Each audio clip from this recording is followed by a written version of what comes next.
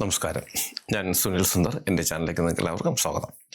ഇന്ന് ഞാൻ പറയുന്നതൊരു കൂടപത്രം ശത്രുദോഷം, അതിനെക്കുറിച്ച് ഒരുപാട് പേര് ചോദിക്കുന്നൊരു ചോദ്യമാണ്. അതായത് കൂടപത്രം ചെയ്തവർക്ക് അത് തിരിച്ചടിക്കാറുണ്ടോ? അത് ചില ആൾക്കാരുടെ സംശയം, അത് തിരിച്ചടിക്കാറില്ല. അത് എന്തുകൊണ്ടാണ്? അപ്പോൾ ഒരാളെ നശിപ്പിക്കാൻ വേണ്ടി ചെയ്യുന്ന ഒരു പ്രവൃത്തിയാണ് കൂടപത്രം. വിശദമായി ഞാൻ പറയാം. പക്ഷെ അങ്ങനെ ചെയ്ത് ഒരാളെ നശിപ്പിച്ചു കഴിഞ്ഞാൽ എന്തുകൊണ്ട് അയാൾക്ക് തിരിച്ചടി കിട്ടുന്നില്ല? അത് നമ്മൾ വിശ്വസിക്കുന്നവർ അറിഞ്ഞിരിക്കേണ്ടുന്ന ഒരു വിഷയം തന്നെയാണ്. അതിനെക്കുറിച്ച് ഞാൻ വിശദമായിട്ട് പറയാം. അതിനു മുമ്പ് ഒരു കാര്യം, നിങ്ങൾക്ക് ജ്യോതിഷപരമായോ വാസ്തുപരമായോ എന്തെങ്കിലും കാര്യങ്ങൾ അറിയണത് ഞാൻ പറഞ്ഞാൽ മതി എന്നുണ്ടെങ്കിൽ ഇപ്പോൾ ഈ സ്ക്രീനിൽ എഴുതി കാണിക്കുന്ന എൻ്റെ ഓഫീസിൽ ഓൺലൈൻ ബുക്കിംഗ് നമ്പറിലേക്ക് നിങ്ങൾ വിളിച്ചോളൂ. നമുക്ക് ഇന്നത്തെ വിഷയത്തിലേക്ക് കിടക്കാം. കൂടപത്രം ശത്രുദോഷം ഇത് ഉണ്ടോ എന്നുള്ളതാണ് ആദ്യം നമ്മൾ പരിശോധിക്കേണ്ടത്. ഒരുപാട് പേരുടെ ചോദ്യം ഉണ്ട്, അത് ഞാൻ രണ്ടാമത് പറയാം. പക്ഷെ അതിനു മുമ്പ് ഇതിനെക്കുറിച്ചൊന്ന് എനിക്ക് വിശദീകരിക്കണം. നിങ്ങൾ ഇട്ടിട്ട് ഓടിക്കളയരുത്, ഒന്ന് വിശദമായിട്ട് തന്നെ ഇതൊന്ന് കേൾക്കണം. ഒന്നുകൂടി, ഞാൻ ഈ കൂടുതലും അവതരിപ്പിക്കുന്ന പ്രേതബാധകളാണ്. ഈ പ്രേതബാധകളെക്കുറിച്ച് ഒരുപാട് സംഭവങ്ങൾ എൻ്റെ ജീവിതത്തിൽ ഉണ്ടായിട്ടുണ്ട്. ഞാൻ അതിനെക്കുറിച്ചെല്ലാം അവതരിപ്പിക്കുന്നുണ്ട്. പക്ഷെ അത് മാത്രം കേൾക്കാൻ നിൽക്കരുത്, ഇതുമൊക്കെ കേൾക്കണം. അത് ഈ ശത്രുദോഷം, കൂടപത്രം എന്നൊക്കെ പറയുന്ന ഒരുപാട് കാര്യങ്ങൾ നമ്മുടെ നിത്യജീവിതത്തിൽ വിശ്വാസികളാണെങ്കിൽ ഇതൊക്കെ നമുക്ക് ബാധിക്കാറുണ്ട്. ഇതും നിങ്ങൾ കേൾക്കണം. ഇട്ടെറിഞ്ഞിട്ട് ഓടിക്കളയരുത്. പ്രേതത്തിൻ്റെ കഥ മാത്രമേ കേൾക്കൂ, ഒന്നും ശാഠ്യം പിടിക്കരുത്. ഇതുകൂടി കേട്ട് മുന്നോട്ട് പോവുക. അപ്പം ശത്രുദോഷം, കൂടപത്രം ഇതൊക്കെ ഉണ്ടോ എന്ന് ചോദിച്ചാൽ തീർച്ചയായിട്ടും ഏറ്റവും കൂടുതൽ ഇന്ന് നമുക്ക് നമ്മുടെ ഈ സമൂഹത്തിൽ നടക്കുന്നത് ഇന്നിപ്പോൾ ഇതാണ്, ഈ ശത്രുദോഷം, കൂടപത്രം. അതായത് ഒരാളോട് എന്തെങ്കിലും ഒരു ദേഷ്യം തോന്നിയാൽ അയാളെ നശിപ്പിക്കുന്ന മുമ്പ് അങ്ങനെയല്ല, ഈ ചട്ടമ്പിമാരൊക്കെ ഏർപ്പെടുത്തും, ഗുണ്ടകളൊക്കെ ഏർപ്പെടുത്തിയിട്ട് അങ്ങനെയുള്ള കൊട്ടേഷൻ പരിപാടികളൊക്കെ പണ്ട് ഒരുപാടുണ്ടായിരുന്നു. കാര്യം അന്ന് ഇത് ഇതൊക്കെ ഒരുപാടുണ്ടായ കാര്യം എന്തെന്ന് വെച്ചാൽ, അന്ന് പെട്ടെന്നൊന്നും കണ്ടുപിടിക്കാൻ പറ്റില്ല. ഇന്ന് അങ്ങനെയല്ല. ഇന്ന് എല്ലാ മുക്കിലും മൂലയിലും ചുക്കിലും ചുണ്ണാമ്പിലും വരെ CCTV വെച്ചിട്ടുണ്ട്. അതുകൊണ്ട് പെട്ടെന്നൊന്നും ആർക്കൊന്നും ചെയ്തിട്ട് ഓടാൻ പറ്റില്ല. പറഞ്ഞു തീരുന്ന മുമ്പേ പോലീസ് ഓടിച്ചിട്ട് പിടിക്കുകയും ചെയ്യും. അതായത് ഇവിടെ വെച്ച് എന്തെങ്കിലും ഒന്ന് ചെയ്ത് അടുത്ത ഒരു ജില്ല കടക്കുന്നതിന് മുമ്പ് തന്നെ അവനെ പോക്കും. അത്രയും സംവിധാനങ്ങൾ ഇന്ന് നമുക്ക് പോലീസ് സേനയ്ക്കുണ്ട്. നമ്മുടെ ടെക്നോളജി അത്ര വളർന്നു. അങ്ങനെ വന്നപ്പോൾ ഈ രീതിയിലുള്ളൊരു ശത്രുദോഷം അല്ലെങ്കിൽ ഒരു ശത്രുവിനെ നശിപ്പിക്കുന്ന ഒരു പ്രവൃത്തിയിലേക്ക് ഇന്ന് ആരും അധികം കടക്കുന്നില്ല. ഈ പരിപാടി ഇന്ന് ഒരുപാട് പേര് ഉപയോഗിക്കുന്നു. അതായത് ഈ ശത്രുദോഷം എന്നൊക്കെ പറഞ്ഞാൽ വിശ്വസിക്കുന്നവർക്കെന്നല്ല, അത് ഉണ്ട് കേട്ടോ. അതില്ലാന്ന് വിശ്വസിക്കാനാണ്, അല്ലെങ്കിൽ അതുകൊണ്ട് ഗുണങ്ങൾ കിട്ടില്ല, വെറുതെ പോകരുത് എന്ന് തന്നെയാണ് ഞാനും പറയുന്നത്. പക്ഷെ അത് നമുക്ക് അങ്ങോട്ട് വിശ്വസിക്കാതിരിക്കാൻ പറ്റുന്നില്ല. കാര്യം ഇങ്ങനെയുള്ള സംഭവങ്ങൾ ചെയ്തു കൊടുക്കുന്ന ഒരുപാട് സ്ഥാപനങ്ങൾ, അതായത് ഒരാളെ നശിപ്പിക്കണമെന്നുണ്ടെങ്കിൽ അത് ചെയ്തു കൊടുക്കുന്ന ഒരുപാട് സ്ഥാപനങ്ങൾ നമുക്ക് നമ്മുടെ ഓരോ ജില്ലയിലുമുണ്ട് എന്ന് വേണമെങ്കിൽ പറയാം. അവിടെയൊക്കെ ചെന്ന് കഴിഞ്ഞാൽ കോടികൾ വില കൊടുപ്പുള്ള കാറുകളിലാണ് ഓരോരുത്തർ വന്നിറങ്ങുന്നത്. വലിയ ബിസിനസ്സുകാർ, വലിയ മുതലാളിമാർ, അതുപോലുള്ള മറ്റ് വലിയ വലിയ മേഖലയിൽ ഇങ്ങനെ കത്തിജ്വലിച്ച് നിൽക്കുന്നവർ, അവർക്കൊക്കെ ഒരു എതിരാളി ഉണ്ടാകുമ്പോൾ ആ എതിരാളിയെ നശിപ്പിക്കാൻ അവർ തേടിപ്പിടിക്കുന്ന ഒരു വഴിയാണ് ഈ ശത്രുദോഷം, കൂടപത്രം എന്നൊക്കെ പറഞ്ഞാൽ. പിന്നെ എൻ്റെ മറ്റൊരു വിഭാഗം എന്ന് വെച്ചാൽ ഈ വസ്തു തർക്കം. പ്രത്യേകിച്ചും ഏറ്റവും വേണ്ടപ്പെട്ട ഈ ഒരു അച്ഛനും അമ്മയ്ക്കും ഉണ്ടാകുന്ന മക്കൾ തമ്മിൽ പോലും ഈ വസ്തു ഷെയർ ചെയ്യുന്ന സമയങ്ങളിൽ പ്രശ്നങ്ങൾ ഉണ്ടാകാറുണ്ട്. അവർക്ക് പിന്നെ ഈ അവരുദ്ദേശിച്ച വിധത്തിൽ അവരുടെ വസ്തുവകൾ കിട്ടാതെ വന്നാൽ പിന്നെ വേറൊന്നും അവർ നോക്കില്ല. സഹോദരനാണെന്നോ അല്ലെങ്കിൽ കൊണ്ടുപോട്ടെ, അത് ഇച്ചിരി അത്യാഗ്രഹം കൂടി അവനെല്ലാം കൊണ്ടുപോട്ടെ, എനിക്ക് ബാക്കി മതി എന്ന് ചിന്തിക്കുന്നവരാരും ഒന്നില്ല. ഒരു സത്യമാണ്. അതുപോലെ തന്നെ മക്കൾ കല്യാണം കഴിഞ്ഞു. കല്യാണം എന്ന് വെച്ചാൽ അവനിഷ്ടപ്പെട്ട അല്ലെങ്കിൽ അവർക്ക് ഇഷ്ടപ്പെട്ട ഒരാളോടൊപ്പം ജീവിക്കാൻ തയ്യാറാകുന്ന നിവൃത്തികേട് കൊണ്ട് വീട്ടുകാർ കല്യാണം കഴിപ്പിച്ചു കൊടുക്കുന്നു. ഈ കല്യാണം കഴിപ്പിച്ചു കൊടുക്കുമ്പോൾ മിക്ക അച്ഛൻ്റെയും അമ്മയുടെ, എല്ലാവരുടെയും കാര്യമല്ല പറയുന്നത്, മിക്ക അച്ഛൻ്റെയും അമ്മയുടെ മനസ്സിലെ ധാരണ, കെട്ടിക്കൊണ്ട് വാ, ഞാൻ 7 തികയ്ക്കില്ല, അതിനുള്ള മന്ത്രവാദം ഞാൻ ചെയ്തോളാം, അല്ലെങ്കിൽ കൂടപത്രം ഞാൻ ചെയ്തോളാം. ഇങ്ങനെയൊക്കെ ചെയ്ത് ഒരുപാട് പേര് പിടിച്ചു നിൽക്കുന്നുണ്ട്, അവരുടെ കാര്യങ്ങൾ നേടുന്നുണ്ട്. അപ്പോൾ ഇങ്ങനെ ചെയ്യുന്നവർക്ക് ഇതൊരു ദുഷ്പ്രവൃത്തിയാണ്, ചെയ്യാൻ പാടില്ലാത്ത കാര്യമാണെന്ന് എല്ലാവർക്കും അറിയാം. കാര്യം സന്തോഷമായി ജീവിക്കുന്ന ഒരു കുടുംബത്തിനെ അല്ലെങ്കിൽ ഒരു വ്യക്തിയെ മുച്ചൂടും നശിപ്പിക്കുന്ന ഒരു പ്രവൃത്തിയാണത്. അങ്ങനെ ചെയ്താൽ അത് ദൈവഹിതമല്ല. അങ്ങനെ ചെയ്താൽ അവർക്ക് ശിക്ഷ കിട്ടില്ലേ എന്നാണ് പലരുടെയും ചോദ്യം. ഒരുപാട് പേര് ചോദിക്കുന്നുണ്ട്. ഞാൻ ഇതിനെക്കുറിച്ച് മുമ്പ് വീഡിയോ ചെയ്തിട്ടുണ്ട്. തീർച്ചയായിട്ടും ശിക്ഷ കിട്ടും. പക്ഷെ അത് നമ്മൾ ആഗ്രഹിക്കുന്ന സമയത്തിനായിരിക്കില്ല. അത് നമുക്കൊരു തകർച്ച സംഭവിച്ചതിന് ശേഷം പെട്ടെന്ന് അവർക്ക് തിരിച്ചടി കിട്ടുമോ എന്ന് ചോദിച്ചാൽ അത് ബുദ്ധിമുട്ടുള്ള കാര്യമാണ്. അവർക്ക് അങ്ങനെ കിട്ടാൻ സാധ്യത വളരെ കുറവാണ്. കാരണം അവർ ചെയ്തു വിടുന്ന ഒരു പ്രവൃത്തി അല്ലെങ്കിൽ ഒരു നെഗറ്റീവ്, ഒരു പവർ, അത് നമ്മളിലേക്ക് വന്നു കഴിഞ്ഞാൽ ഇത് തന്നെ തിരിച്ച് അവരിലേക്ക് എത്തിയാൽ മാത്രമേ അവർക്ക് തിരിച്ചടി കിട്ടുകയുള്ളൂ.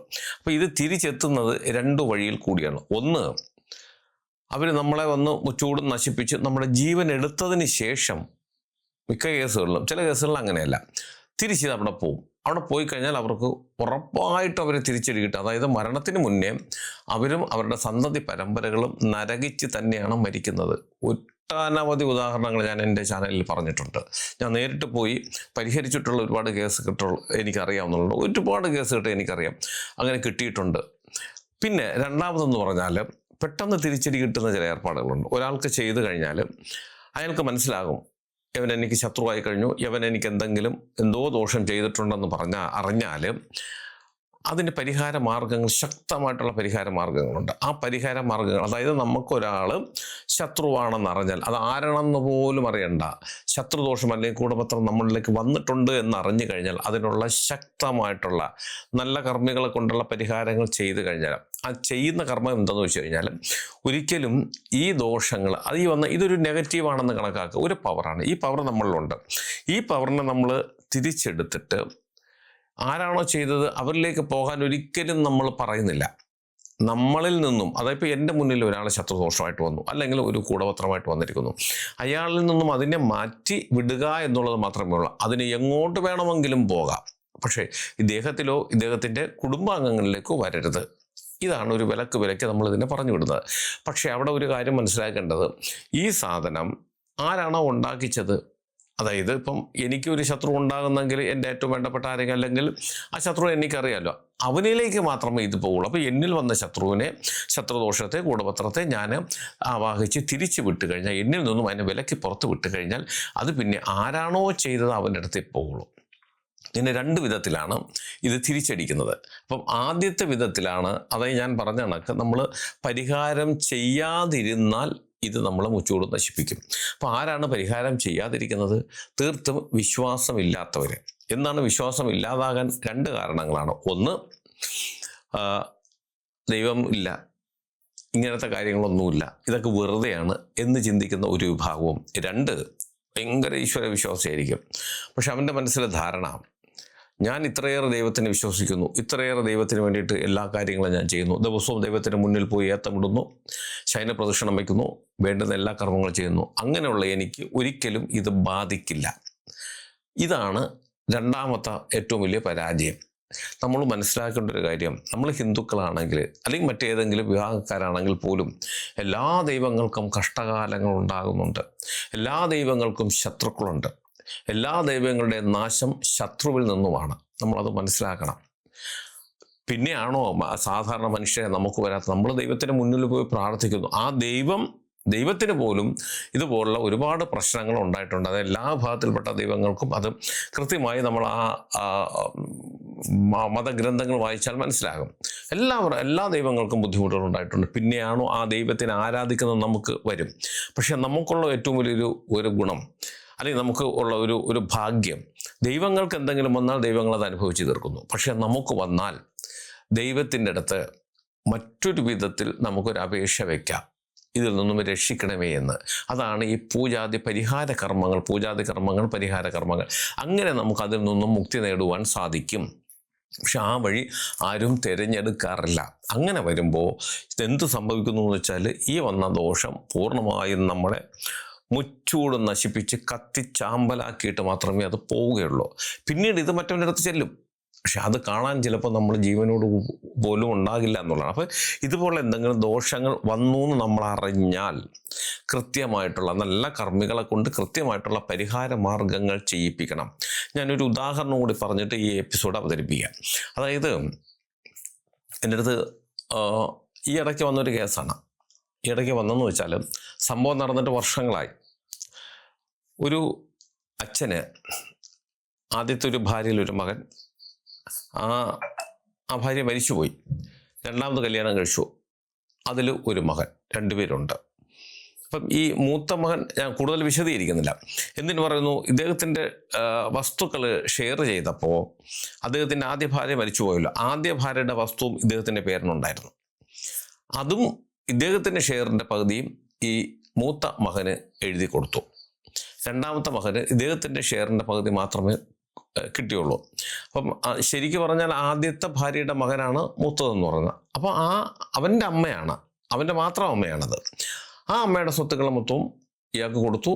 അച്ഛൻ എന്നുള്ള നിലയ്ക്ക് ഇയാളുടെ സ്വത്തിൻ്റെ പകുതിയും കൊടുത്തു. ഈ രണ്ടാമത്തെ ഭാര്യയിലുള്ള കുട്ടിയല്ല, മുതുകന്മാരായതാണ്.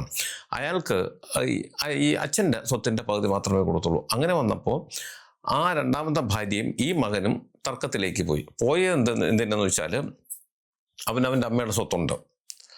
അപ്പോൾ എൻ്റെ മകന് മാത്രമാണ് സ്വത്ത് കുറഞ്ഞു പോയത്, നിങ്ങളുടെ സ്വത്തിൻ്റെ പകുതി അവന് കൊടുത്തു, അവൻ്റെ അമ്മയുടെ സ്വത്തുണ്ട്. അപ്പോൾ രണ്ടും തുല്യമായി വരും. അതായത് ഭാര്യയുടെയും ഭർത്താവിൻ്റെ, മരിച്ചുപോയ ഭാര്യയുടെയും ഇദ്ദേഹത്തിൻ്റെ സ്വത്തുക്കളുടെ മൂല്യം ഒരു കണക്കിന് തുല്യമായിട്ട് വരും. അപ്പോൾ ഇവർ പറയുന്നത് നിങ്ങളുടെ സ്വത്ത് മൊത്തം രണ്ടാമത്തെ മകന് കൊടുക്കുക, അത് എൻ്റെ മകന് കൊടുക്കുക, നിങ്ങളുടെ ആദ്യത്തെ ഭാര്യയുടെ സ്വത്ത് മൂത്ത മകന് കൊടുക്കുക. കാര്യം രണ്ടുപേർക്കും തുല്യമായിട്ട് മൂല്യമായിട്ടുള്ളത് ഉണ്ടല്ലോ എന്നുള്ളതാണ്. പക്ഷെ അയാൾ സമ്മതിച്ചില്ല.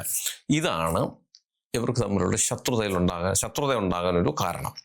ഈ രണ്ടാമത്തെ ഭാര്യയും മകനും കൂടി ചേർന്നിട്ട് ഇദ്ദേഹത്തിന് വേണ്ടിയിട്ട്, അപ്പം നല്ല സ്വത്തുവകകളുണ്ട്, നല്ല രീതിയിൽ ബിസിനസ്സൊക്കെ നടത്തുന്നവരായിരുന്നു അന്ന്. അപ്പോഴത്തേക്കും ഒരു ദിവസം അടുത്തുള്ളൊരു ആളെന്ന് വെച്ചാൽ ഇവരുടെ ബന്ധു തന്നെയാണ്. ഈ രണ്ട് കുടുംബത്തിലും സർവ്വ സ്വാതന്ത്ര്യമുള്ള സത്യസന്ധനായിട്ടുള്ള നല്ലൊരു സ്നേഹമുള്ളൊരു മനുഷ്യൻ. അദ്ദേഹം ഒരു ദിവസം വന്ന് ഈ മൂത്ത മകൻ്റെ വീട്ടിൽ വന്നിട്ട് പറഞ്ഞു, അവൻ കല്യാണം കഴിഞ്ഞ് ജീവിക്കുകയാണ്. വന്നിട്ട് പറഞ്ഞു, നീ സൂക്ഷിക്കണം, നിൻ്റെ അനിയൻ നിനക്കെതിരെ ഗൂഢപത്രം ചെയ്യുന്നുണ്ട്, എനിക്ക് വ്യക്തമായിട്ട് അറിയാം, ഇന്ന സ്ഥലത്താണ് പോയത്, ഇത് കാര്യങ്ങളെല്ലാം പറഞ്ഞു, നീ സൂക്ഷിക്കണം.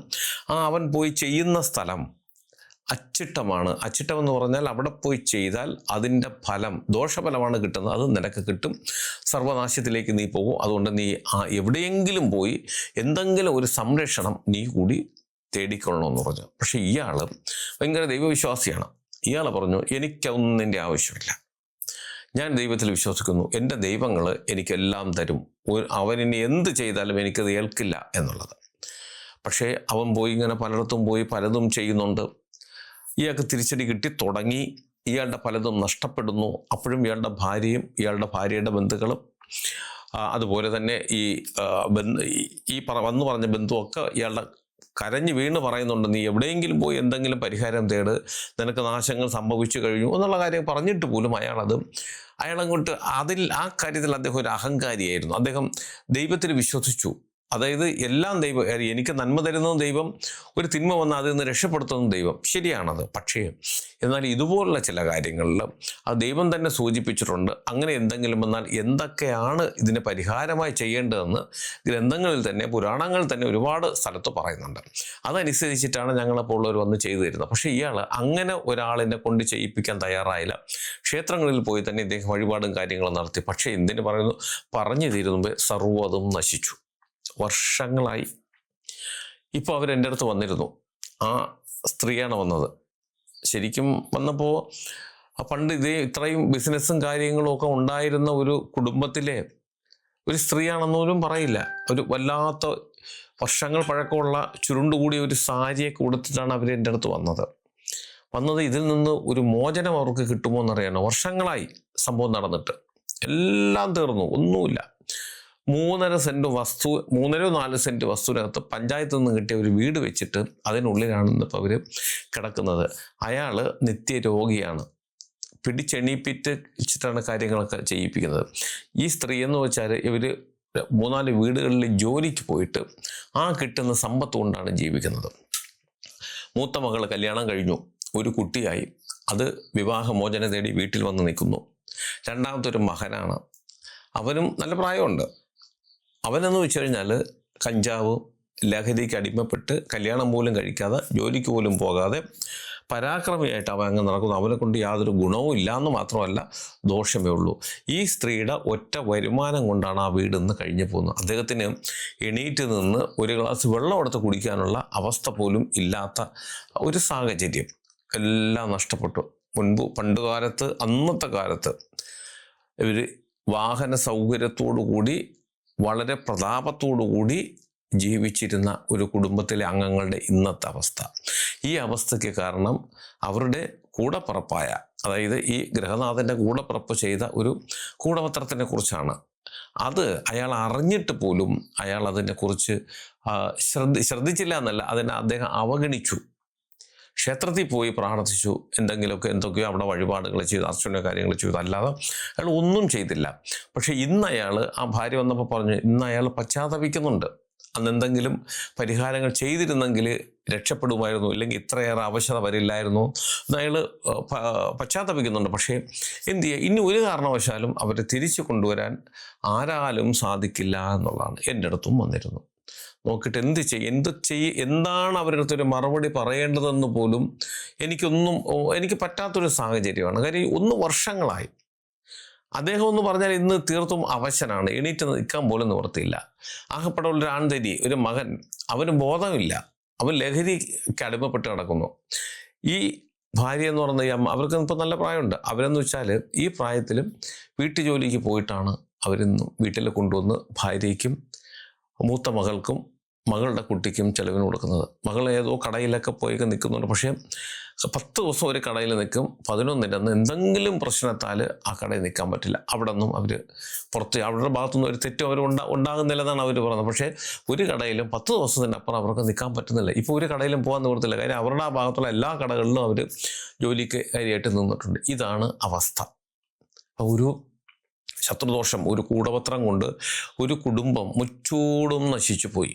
പക്ഷെ അത് അവരന്ന് ആ സമയത്തിന് വേറൊന്നും വേണ്ട, അവരാരെയെങ്കിലും കണ്ടിട്ട് ഇതിനൊരു പരിഹാരമാർഗം, ഒരു രക്ഷാമാർഗം ചെയ്തിരുന്നെങ്കിൽ ഇന്നവർക്ക് ഈ ഗതി വരില്ല. അപ്പോൾ നമ്മൾ മനസ്സിലാക്കേണ്ടത്, അത് ഇന്നത്തെ ചോദ്യം, ശത്രുദോഷം വന്നു കഴിഞ്ഞാൽ അല്ലെങ്കിൽ കൂടപത്രം വന്നു കഴിഞ്ഞാൽ ചെയ്തവർക്ക് തിരിച്ചടിക്കുമോ എന്ന് ചോദിച്ചാൽ, വെറുതെ ഒന്നും അവർക്ക് തിരിച്ചടിക്കില്ല. നമ്മളിലേക്ക് വന്നതിനെ നമ്മൾ തിരിച്ച് പറഞ്ഞു വിട്ടാൽ, നമ്മൾ അവരുടെ ഈ ആരാണോ നമുക്ക് ചെയ്തത് അവരുടെ അഡ്രസ്സൊന്നും കണ്ടുപിടിക്കണ്ട, അവരുടെ പേര് കണ്ടുപിടിക്കണ്ട, അവരുടെ രൂപം നമ്മൾ കണ്ട, അവരുടെ മൊബൈൽ നമ്പർ ഒന്നും ഇതിന് കൊടുക്കണ്ട. നമ്മളിൽ നിന്നും ഇതിനെ ഓടിച്ചു വിട്ടാൽ അത് ഈ ചെയ്ത ആളിൻ്റെ അടുത്തല്ലാതെ മറ്റൊരു ഭാഗത്തും പോകില്ല. അങ്ങനെ ഓടിച്ചു വിട്ടാൽ കൃത്യമായിട്ടും ഈ കൂടപത്രം ചെയ്തവർക്ക്, ശത്രുദോഷം ചെയ്തവർക്ക് തിരിച്ചടി കിട്ടും. അങ്ങനെയുള്ള ഒരുപാട് സംഭവങ്ങൾ ഞാൻ എൻ്റെ ചാനലിൽ കൂടി സത്യസന്ധമായി ഞാനത് അവതരിപ്പിച്ചിട്ടുണ്ട്. ഇതെല്ലാം എനിക്ക് നേരിട്ട് അറിയാം എന്നുള്ള കാര്യങ്ങളാണ്. അപ്പോൾ ഇന്നത്തെ ചോദ്യത്തിൻ്റെ ഉത്തരം മനസ്സിലായല്ലോ. നമുക്കൊരാൾ ഒരു കൂടപത്രം ചെയ്ത് ഒരു ശത്രുദോഷം ചെയ്താൽ നമ്മൾ വെറുതെ കയ്യും കെട്ടിയിരുന്നാൽ അത് നമുക്കിട്ട് പണി തന്നിട്ട് തന്നെ പോകും. നമ്മുടെ എല്ലാം അത് അടിച്ചുകൊണ്ട് തന്നെ പോവുകയും ചെയ്യും. പക്ഷേ നമ്മളും ആ ശത്രുവിനെ തോൽപ്പിക്കാനല്ലാതെ നമ്മളിൽ നിന്നും അതിനെ മാറ്റി നിർത്തുന്ന കർമ്മങ്ങൾ, ഒരുപാട് കർമ്മങ്ങളുണ്ട്. ഒരുപാട് പേര്, ഞാൻ മാത്രമല്ല കേട്ടോ, ഒരുപാട് പേര് ഇങ്ങനെയുള്ള കർമ്മങ്ങൾ പോയി ചെയ്ത് കൊടുക്കുന്നുണ്ട്. അവരെ വിളിച്ച് ചെയ്തു കഴിഞ്ഞാൽ നിങ്ങൾക്കത് ഫലിക്കില്ല എന്ന് മാത്രമല്ല, ആരാണോ നിങ്ങളുടെ ശത്രു അവനിട്ട് മുട്ടം പണി കിട്ടുകയും ചെയ്യും. ഞാൻ ഈ പറഞ്ഞ സംഭവങ്ങൾ നിങ്ങൾക്ക് എല്ലാവർക്കും ഉപകാരപ്രദമാകട്ടെ. നിങ്ങൾക്ക് ജ്യോതിഷപരമായോ വാസ്തുപരമായോ എന്തെങ്കിലും കാര്യങ്ങൾ അറിയണത് ഞാൻ പറഞ്ഞാൽ മതി എന്നുണ്ട്. ഇപ്പോൾ സ്ക്രീനിൽ എഴുതി കാണിക്കുന്ന എൻ്റെ ഓഫീസിൽ ഓൺലൈൻ ബുക്കിംഗ് നമ്പറാണ്. ഈ നമ്പറിലേക്ക് നിങ്ങൾ വിളിച്ചോളൂ. 1-2 ചെറിയ കാര്യങ്ങളുണ്ട്, അതനുസരിച്ച് നിങ്ങൾ ബുക്ക് ചെയ്യണം. അങ്ങനെ നിങ്ങൾ ബുക്ക് ചെയ്താൽ നിങ്ങൾ ചോദിക്കുന്ന ജ്യോതിഷപരമോ വാസ്തുപരമായോ തന്നെ മറുപടി ഞാൻ നിങ്ങൾക്ക് തരാം. അത് കേട്ടിട്ട് നിങ്ങൾക്ക് എന്നെ തിരിച്ച് വിളിക്കുകയും ചെയ്യാം. അതുപോലെ നിങ്ങളുടെ വീടിനോ നിങ്ങളുടെ ഭൂമിക്കോ വാസ്തുദോഷമോ ഭൂമിദോഷമോ, ഇപ്പോൾ ഞാൻ ഈ പറഞ്ഞതുപോലുള്ള ശത്രുദോഷങ്ങളോ കൂടപത്രങ്ങളോ പ്രേതബാധാ ദോഷങ്ങളോ സർപ്പദോഷങ്ങളോ, ഇതൊക്കെയാണ് നമ്മുടെ ജീവിതത്തിൽ അല്ലെങ്കിൽ നമ്മുടെ വീട്ടിലും ഏറ്റവും കൂടുതൽ, ഭൂമിക്കൊക്കെ ഏറ്റവും കൂടുതൽ ദോഷമായി ബാധിക്കുന്നത്. ഇങ്ങനെയുള്ള കേസുകെട്ടുകൾ അല്ലെങ്കിൽ ഇങ്ങനെയുള്ള പ്രശ്നങ്ങൾ അത് ഞങ്ങളെപ്പോലുള്ളവർ നേരിട്ട് ആ ഭൂമിയിൽ വന്ന് പരിശോധിക്കുന്നതാണ് ഏറ്റവും ഉത്തമം. കണ്ടുപിടിക്കാൻ എളുപ്പം അതാണ്, പരിഹരിക്കാൻ എളുപ്പവും അതാണ്. അങ്ങനെ നിങ്ങളുടെ വീട്ടിൽ എന്തെങ്കിലും പ്രശ്നങ്ങളുണ്ട്, വരാതിരിക്കട്ടെ. അങ്ങനെ എന്തെങ്കിലും ഉണ്ടെങ്കിൽ അത് ഞാൻ വന്ന് നോക്കിയാൽ മതി എന്നുണ്ടെങ്കിൽ നിങ്ങളിപ്പോൾ ഈ കാണുന്ന നമ്പറിൽ വിളിച്ചോളൂ. ഇതെൻ്റെ ഓഫീസിലെ ഓൺലൈൻ ബുക്കിംഗ് നമ്പറാണ്. ഈ നമ്പറിൽ വിളിച്ചാൽ അതിന് ഏത് ജില്ലയിലാണെങ്കിലും മറ്റൊരു സ്റ്റേറ്റിലാണെങ്കിലും സമയക്രമം അനുസരിച്ച് ഞാൻ അവിടെ വന്ന് കണ്ട് അതിനുള്ള പരിഹാര മാർഗങ്ങളും കൃത്യമായി തന്നെ ചെയ്തു തരാം. അതുപോലെ നിങ്ങൾക്ക് ജ്യോതിഷം ഓൺലൈൻ വഴി അല്ലാതെ നേരിട്ട് വന്നറിയാനുള്ള സംവിധാനമുണ്ട്. അങ്ങനെ നിങ്ങൾ വരുന്നെങ്കിൽ തിരുവനന്തപുരത്താണ് വരേണ്ടത്. അങ്ങനെ വരുന്നവരും ഈ നമ്പർ വിളിച്ച് ബുക്ക് ചെയ്തതിന് ശേഷം മാത്രം വരാൻ ശ്രമിക്കുക. ഇതെൻ്റെ ഓഫീസിൽ ഓൺലൈൻ ബുക്കിംഗ് നമ്പറാണ്. ഇതെല്ലാ ദിവസവും രാവിലെ 10 മണി മുതൽ വൈകുന്നേരം 5:30 മണി വരെ നിങ്ങൾക്ക് ഈ നമ്പർ വിളിച്ച് ബുക്ക് ചെയ്യാം. നിങ്ങൾ എൻ്റെ ചാനൽ സ്ഥിരമായിട്ടൊന്ന് കാണാം, സബ്സ്ക്രൈബ് ചെയ്യാനും എനിക്ക് വേണ്ടുന്ന എല്ലാവിധ പ്രോത്സാഹനങ്ങൾ തരികയും വേണം. നിങ്ങൾക്കും നിങ്ങളുടെ കുടുംബത്തിലെ ഓരോ അംഗത്തിനും എല്ലാവിധ ഐശ്വര്യങ്ങളും സന്തോഷവും സമാധാനം ദീർഘായുസ്സും ഈശ്വരൻ തരട്ടെ എന്ന് ആത്മാർത്ഥമായി പ്രാർത്ഥിച്ചുകൊണ്ട് തൽക്കാലം നിർത്തുന്നു. അടുത്ത ഒരു വീഡിയോയുമായി കാണുന്നവരെ എല്ലാവർക്കും നന്ദി, നമസ്കാരം.